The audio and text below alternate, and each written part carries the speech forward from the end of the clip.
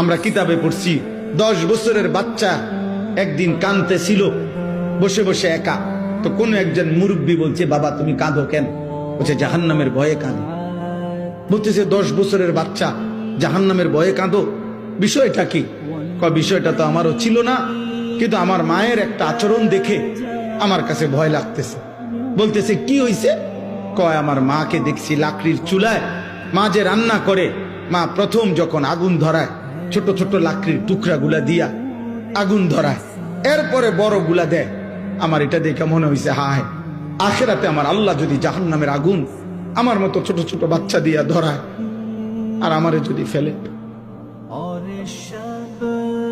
10 বছরের বাচ্চা বলছে আমার আখিরাতের ফিকির হচ্ছে, এই জন্য আমি কাঁদতেছি। এটা বড় নিয়ামত আল্লাহ যার দিলের মধ্যে দান করছে।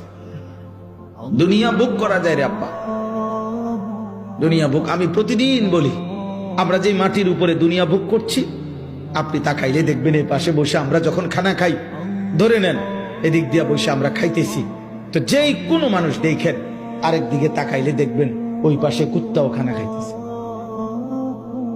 বিয়া বাড়ির এই প্যান্ডেলের এই সাইডে আপনারা যেরকম ভাত খান, ওই পাশে কুত্তাও আড্ডি খাইতেছে। ওইটা কুত্তারই খাবার আর এটা আমার খাবার।